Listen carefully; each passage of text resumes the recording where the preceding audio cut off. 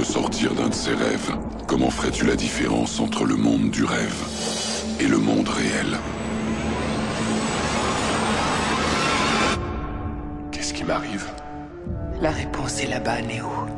C'est la question qui nous anime tous.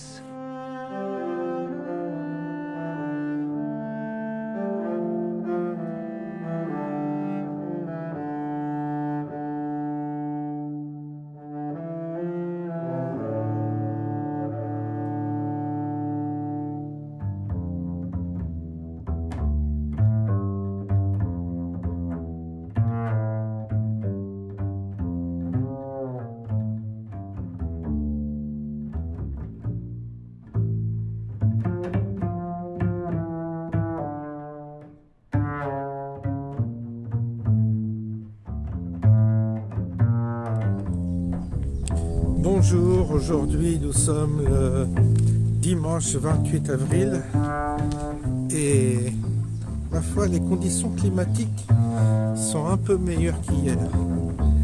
C'est pas top, c'était pas top aujourd'hui, mais là justement j'en profite pour sortir parce que ça s'adoucit. On serait bien à 17-18 degrés, curieusement, il y a le soleil, enfin là il y a quelques nuages au loin, donc c'est pas gagné, mais au moins il fait meilleur et quand c'est comme ça, un rayon de soleil, il faut sortir. Il faut sortir, prendre l'air, faire sa marche quotidienne, inexorablement, parce que voilà quoi, ça fait du bien, ça aère l'esprit. Alors j'ai lu vos commentaires concernant ma dernière vidéo où je dis tout est foutu. Alors évidemment il y en a qui disent ah bah oui je suis d'accord avec vous, je ressens les mêmes choses que vous, et puis il y a les autres qui disent ah bah oui mais c'est pas faux ce que vous dites, mais il y a quand même de l'espoir, on attend un renouveau, on attend le fameux renouveau, le monde d'après. Ça fait longtemps qu'on l'attend, ce monde d'après. Si vous lisez les livres, si vous lisez les gens qui réfléchissaient comme nous il y a 50, 100 ans, peut-être plus, ils pensaient la même chose, ils disaient bon bah c'est un mauvais moment à passer, mais ça ira mieux demain. Il y aura le grand jour demain. Il y a le retour du Messie en quelque sorte. C'est toujours cet espoir du retour du Messie. Et on vit avec ce conditionnement eschatologique en nous qui nous conduit toujours à espérer un monde meilleur après le chaos. On dit c'est des cycles, alors certains s'appuient sur les fameux cycles, vous savez, les fameuses ères, où il y a les ères où on reconstruit tout, ensuite ça se développe, ensuite ça se détruit, et ensuite c'est le chaos. Et il y en a qui disent ben, on est dans l'ère du chaos, voilà, il faut attendre, c'est tout quoi. Il faut prendre les choses comme elles sont, c'est le chaos. Alors évidemment, on est dans une échelle tellement courte du temps qu'on n'a pas des possibilités d'argumenter sur 1000 ans, 2000 ans, 3000 ans, 6000 ans.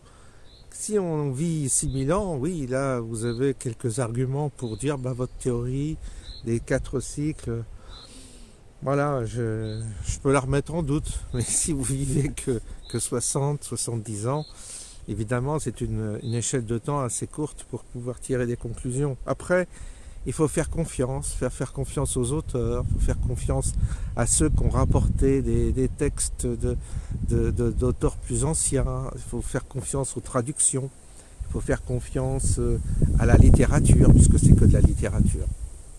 Et puis du coup, bah, faisant confiance à une interprétation ésotérique de l'humanité, de l'histoire de l'humanité, ou une interprétation historique de ce qu'on nous a laissé comme témoignage, en tous les cas ce qui semble qu'on nous a laissé à travers quelques écrits, quelques œuvres artistiques, eh bien on peut en tirer des conséquences. Vous voyez, c'est toujours la même histoire. Qu'est-ce que vous voulez tomber dans une argumentation quand on a si peu d'éléments à notre merci rationnels pour discuter de ces choses sérieusement? Après, on est toujours dans des spéculations, dans des interprétations. Et on peut tout dire, tout. Dans la mesure où on dit les choses, l'esprit vagabonde et peut vous dire bah, demain c'est bien qu'on passe par là parce que demain vous verrez il y aura une nouvelle humanité, une nouvelle conscience. Ça mange pas le pain de le dire, puis ça aide certains à passer l'épreuve parce que c'est basé sur l'espoir. Et comme c'est basé sur l'espoir et que l'espoir est une forme de dopamine qui permet de survivre, bah, on nourrit cette dopamine par des visions d'espérance, par des idées qui nous laissent espérer et on se dit bah c'est bien. Donc et puis il y a les autres qui sont un peu comme moi des fois, qui sont un peu comment dire catégoriques dans leur vision des choses et qui pensent que on est dans une prison et que cette prison tant qu'on reconnaît pas que c'est une prison on peut pas s'en échapper. C'est un peu moi ma vision. Tant qu'on n'a pas pris conscience qu'on était dans une prison, on ne peut pas s'en échapper. Il faut qu'on soit absolument conscient, pénétré par cette histoire de prison, en disant oui, on est prisonnier, oui, on est dans un monde tout à fait bizarroïde, où les choses vraiment ne fonctionnent pas comme on nous les a vendues, déjà d'une part, donc il y a quand même tromperie sur la marchandise. À partir du moment où il y a tromperie sur la marchandise, vous en tirez la conclusion que tout est faux, tout ce que nous avons. Il y a du vent. Il y a du vent.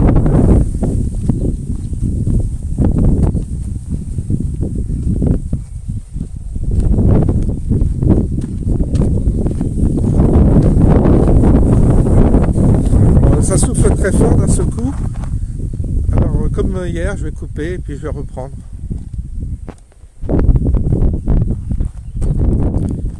Bon, on repart là. Ouais, ça se calme, ça revient. C'est comme ça, il y a du vent. Alors oui, bien sûr qu'il y a tromperie sur la marchandise. Bien sûr. Et tant qu'on ne prend pas conscience qu'on est dans une prison, on ne peut pas s'échapper de la prison. Et dans cette prison, pour moi, il y a ce qu'on appelle la vie. La vie est une prison. Ce qu'on considère comme la vie est une prison. Et on est enfermé. On est cadenassé. Et si vraiment nous sommes de nature divine, comme on dit assez facilement, on emploie ces expressions à la va-vite, sans mesurer ce qu'on dit. Si vraiment on est de nature divine, en tous les cas, si en nous il y a cette étincelle divine, c'est des mots, hein, faut bien voir que c'est des mots, eh bien, elle est enfermée, elle est sclérosée, elle est à l'image de la belle au bois dormant dans sa tour, enfermée et endormie. Mais si vous stimulez la flamme en question, si vous la réveillez, elle a besoin d'être délivrée. Et cette délivrance, c'est ça l'initiation. C'est la délivrance de cette âme qui est enfermée en nous et qui sommeille. On n'est même pas éveillé. Prétendre qu'on est éveillé est un excès de langage.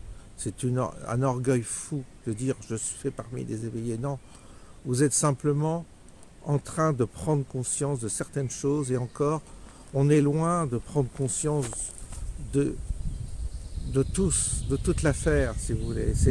On est loin, parce que si on en prend conscience, c'est cataclysmique, on ne supporterait pas. En fait, on ne supporterait pas la vérité. C'est ça le souci.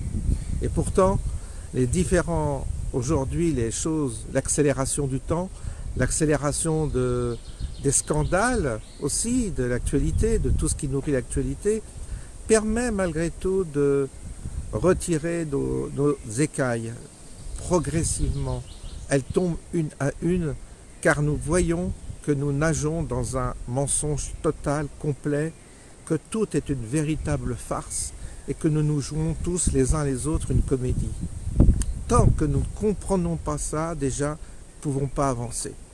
Mais ça fait partie simplement pour l'instant des constats, de l'observation. Nous ne sommes que dans l'observation, observation qui est nécessaire.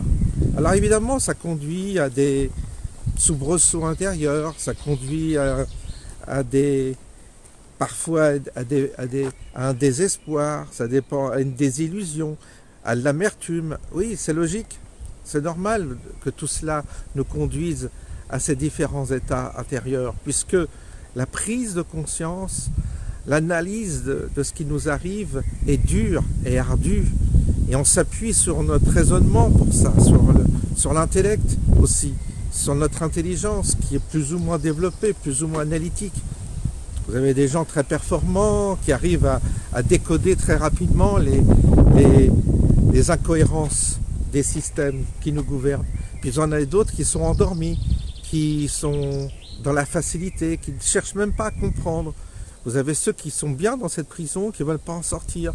Et vous avez aussi ceux qui sont bêtes et qui ne comprennent pas, tout simplement parce qu'on est tous inégaux et on n'est pas tous intelligents. Il y a des gens bêtes, il y en a beaucoup qui sont bêtes, de nature bête, et c'est comme ça. Il paraît qu'on est tous différents et qu'on n'a pas tous la même intelligence, tous la même capacité d'analyse et d'élaboration. Donc voilà, ça dépend, on se situe. Ça souffle bien. On recoupe et on va rentrer dans le bois. Mais toujours quand on arrive là, bon, on n'est pas inquiété par le vent. On est à l'abri du vent. Ça y est, les feuilles, tout est... Ça y est, là tout a bien poussé. Il y a une belle voûte de feuillage. Vous entendez le vent, mais on est à l'abri. On l'entend de loin. Alors, vous savez, le fait de prendre conscience qu'on est dans une prison et qu'on vit dans un mensonge total. Les bugs, ce que j'appelais les bugs dans une autre vidéo où je disais ça bug de partout, c'est des indicateurs qui nous aident à décoder et progressivement à prendre conscience qu'on est dans une matrice. C'est bien. C'est bien parce que si on ne remarque pas ces bugs, on passe à côté, on les ignore, ça veut dire qu'on ne veut pas voir la prison. C'est pas évident d'accepter de vivre dans une prison, c'est pas évident, hein. Mais si on note scrupuleusement autour de nous les bugs, c'est-à-dire les bugs, c'est les anomalies de fonctionnement. Par exemple, j'en ai déjà parlé, mais l'effet Mandela, c'est quelque chose de réel. L'effet Mandela, c'est quelque chose d'absolument réel que les gens ne veulent pas voir ni ne veulent comprendre. Moi, je me suis penché sur la question, j'ai travaillé pendant 15 jours sur toutes les anomalies générées par l'effet Mandela. Ils sont objectifs, il n'y a aucun souci. Des choses ont été modifiées, ce sont des bugs de la matrice. Il suffit simplement d'aller étudier le système comme je l'ai fait, d'aller sur le net où on trouve tout. Et on s'aperçoit que ça va très loin. C'est pas du paranormal, c'est pas du paranormal, c'est pas du, comment dire, du sensationnel, c'est vraiment du factuel, c'est des éléments factuels. J'ai recueilli des témoignages personnels en plus. Il n'y a aucun doute que l'effet Mandela existe. Il y a eu même un film qui a été fait, qui n'a pas été traduit, qu'on ne trouve pas en France, mais qui a été fait aux États-Unis, qui a été fait sur l'effet Mandela. C'est incontournable. Le seul fait, pourquoi les gens ne veulent pas s'y intéresser, parce que ça leur fait peur, parce que ça rend friable ce qu'ils appellent la réalité. Mais la réalité, ils n'ont pas compris, beaucoup n'ont pas encore compris que la réalité, on se trompe sur le mot réalité. On n'est pas dans la réalité. On est dans une simulation de réalité. On n'est pas dans la réalité. On est dans une matrice, on n'est pas dans le monde réel. Et pourquoi on est dedans? C'est la bonne question. C'est la quête du sens. Et tant que vous ne comprenez pas ça, tant que vous n'avancez pas sur ce chemin-là, vous ne pouvez pas progresser vers ce qu'on appelle la connaissance, qui est une connaissance presque empirique, qui est pas, c'est pas évanescent, c'est pas une connaissance spirituelle, évanescence, où on s'invente tout un monde féerique et tout ça, non. Il est là, ce monde féerique, mais pas de la manière dont on croit. Et si on se laisse endormir vers une forme de romantisme ésotérique qui nous emmène dans des supputations qui sont flatteuses pour notre ego et flatteuses pour notre côté, pour notre pathos, à nouveau on s'égare. C'est une drogue, c'est de la dopamine à nouveau. Et il faut bien savoir que ce que l'on découvre progressivement avec, comme un ingénieur, comme un biologiste, comme un scientifique, qui est avec sa table, qui est avec sa paillasse, qui fait ses expériences et qui cherche obstinément à travers ces molécules, à travers ces expérimentations, etc., qui cherche à en découdre avec cette apparence de réalité, là, c'est un travail minutieux, ardu, et c'est un travail nécessaire. En fait, notre travail spirituel, il est plus proche du travail du scientifique que du littéraire, que du romantique, parce que toute cette panoplie esthétique flatteuse nous éloigne. Et d'une certaine manière, il semblerait que ce qui nous est envoyé, si quelque chose nous est envoyé, c'est justement des bugs assez lourds, assez importants pour qu'enfin nos écailles tombent. C'est-à-dire que notre regard, évolue et change sur le monde, se transforme et comprenne qu'on est dans un monde de simulation et donc de mensonge, parce que le mensonge, simulation signifie mensonge, et que après vous décodez mieux pourquoi il y a autant d'anomalies, qu'il y a autant d'injustices, qu'il y a autant d'aberrations. Les aberrations sont simplement le moteur d'une matrice qui nous enferme dans une forme de ghetto illusoire où nous croyons que les choses sont cadrées par une morale traditionnelle. Non. La tradition, vous savez, ça n'a été qu'une forme de subterfuge pour l'homme d'échapper également à cette illusion du monde. On échappe depuis des millénaires, l'homme cherche à échapper à sa prison. Il a utilisé des rituels, mais les rituels, ce n'étaient que des expériences de laboratoire pour se sauver de là, échapper à ça et essayer d'acquérir une connaissance et par là même d'obtenir ce qu'on appelle l'immortalité de l'âme, c'est-à-dire de sortir notre corps éphémère de cette logique absurde qui consiste à avoir un programme limité, une date de péremption qui nous enferme dans un cycle répétitif et à chaque fois notre mémoire s'efface. C'est le problème de cette vie, si vous voulez, où en vieillissant, on acquiert des choses, on acquiert par l'observation, par l'expérimentation, tout ça. On a progressivement des écailles qui nous tombent des yeux. On commence à prendre conscience qu'on est dans une prison. Et c'est là, patatras, que les ennuis de santé arrivent et puis qu'on va peut-être mourir et qu'on sera incapable de transmettre ce qu'on a compris, si ce n'est en essayant d'écrire. Mais ça ne suffit pas d'écrire, même de parler, ça ne suffit pas. Il faut que la personne le vive, cette prise de conscience. Vous ne pouvez pas en parler à ceux qui ne comprennent pas. Vous ne pouvez pas les convaincre. C'est pas un exercice, si vous voulez, intellectuel où on essaye de convaincre l'autre par des arguments. Il faut la ressentir, cette simulation en nous.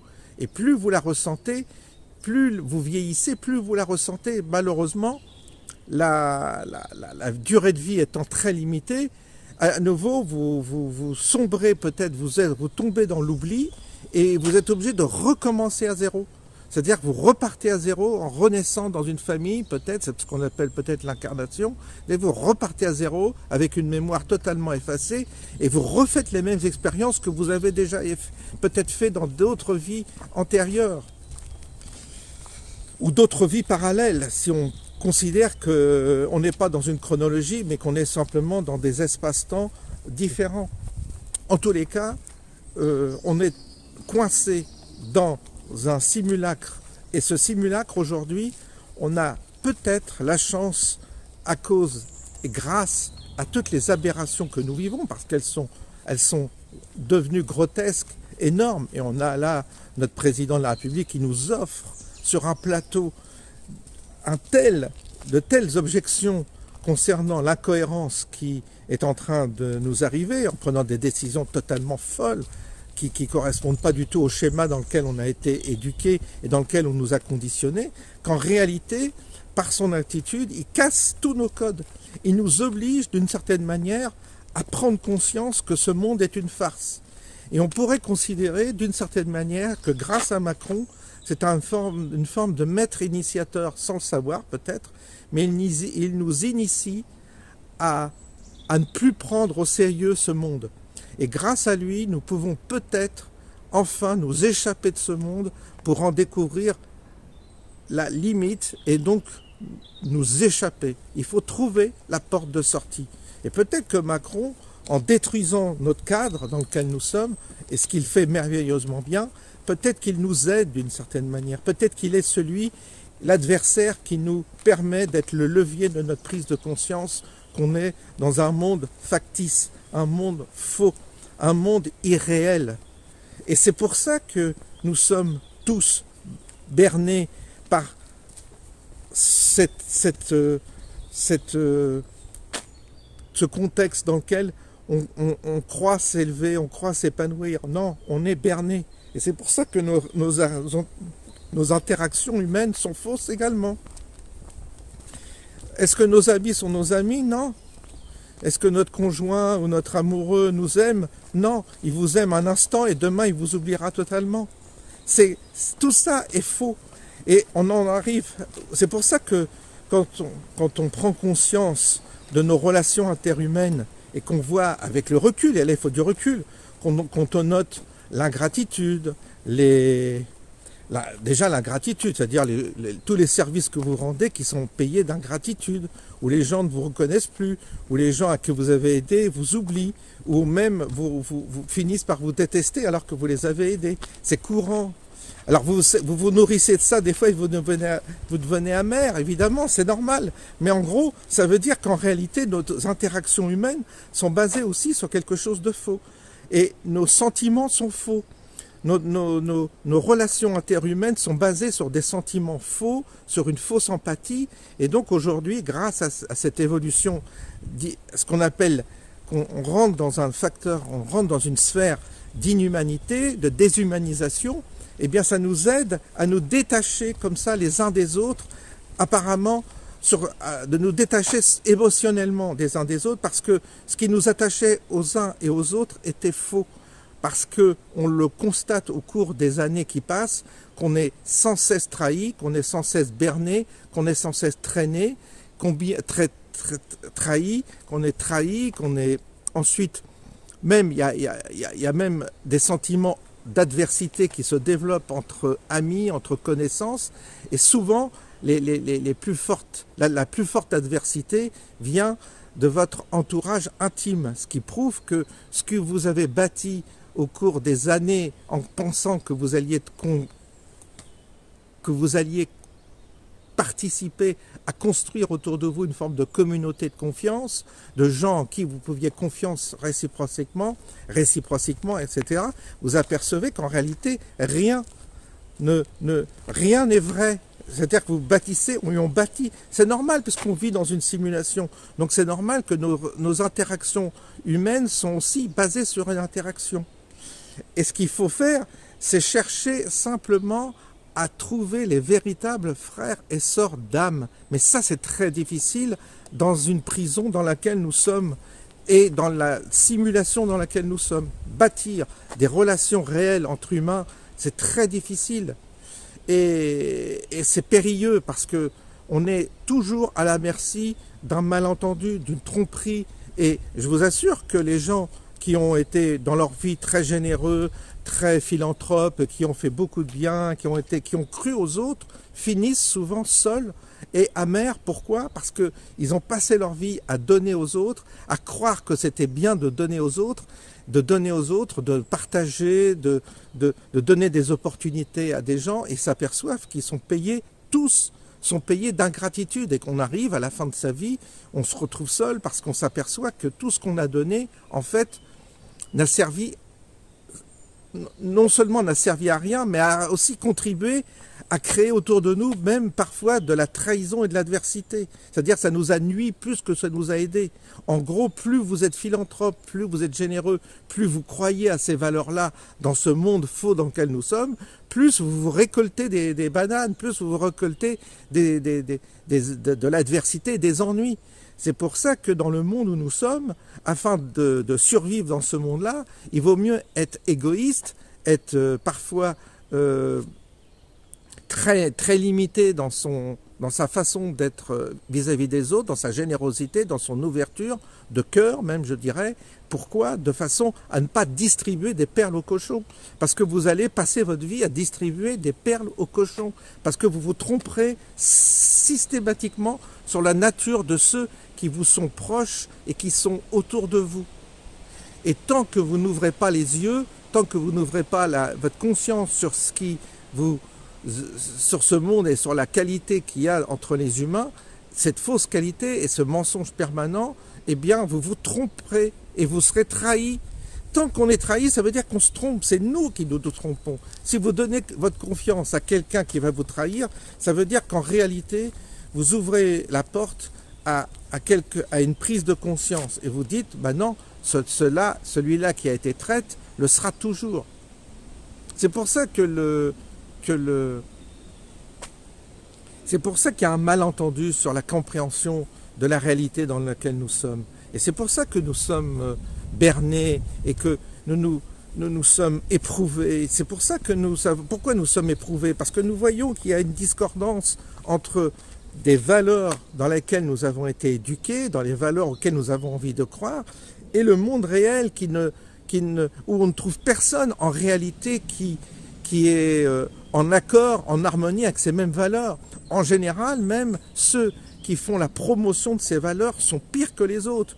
Vous avez des curés qui faisaient la promotion de la fidélité dans le couple, de la chasteté, et qui s'envoyaient des gamins. Mais ça, c'est vrai dans le domaine de la finance.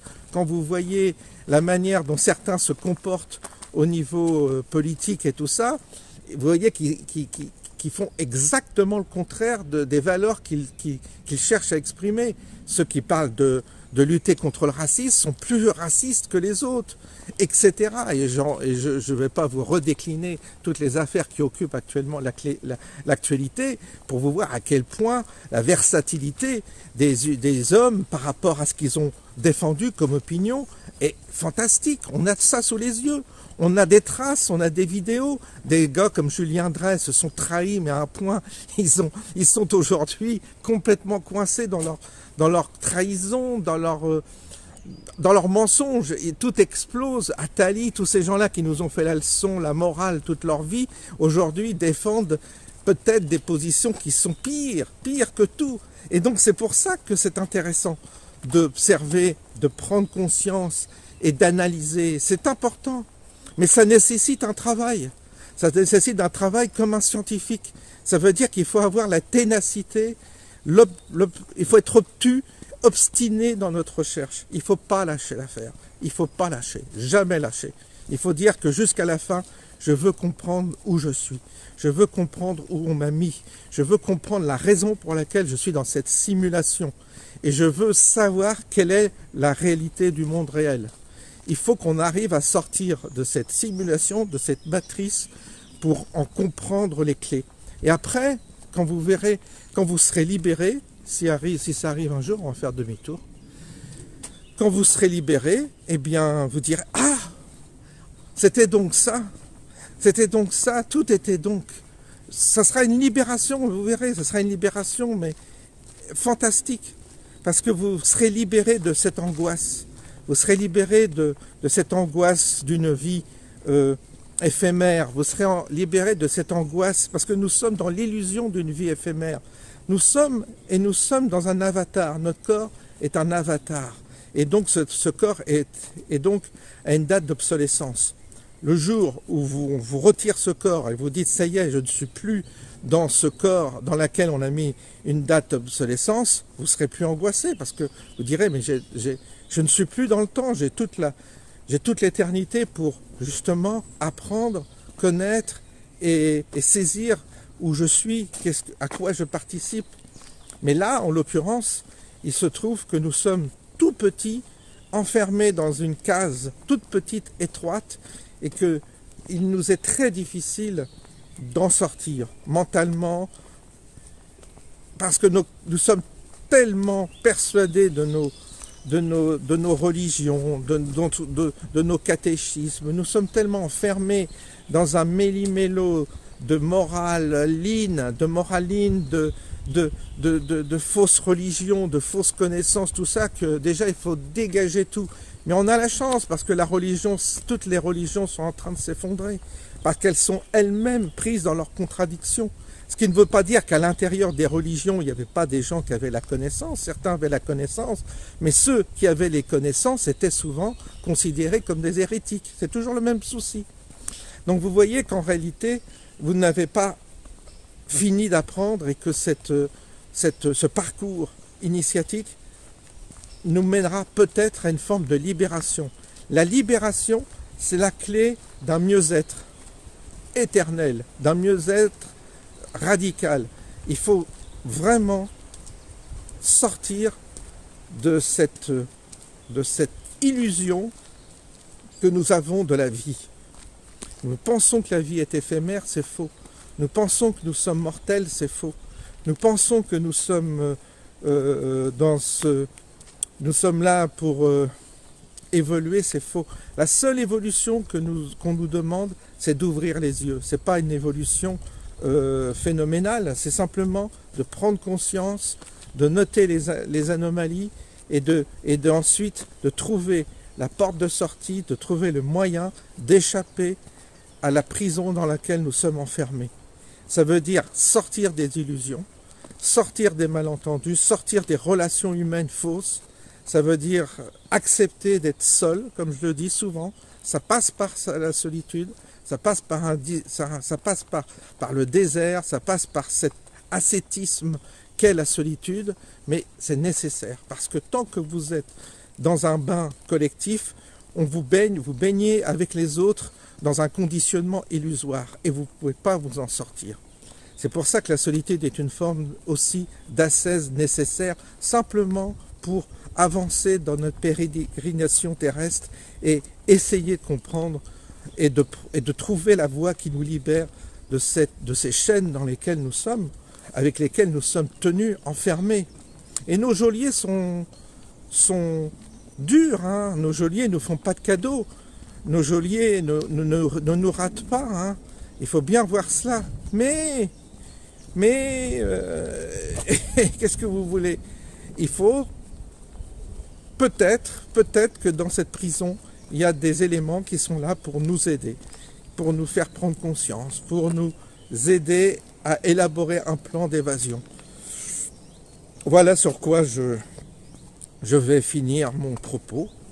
Je vous souhaite une bonne fin de dimanche.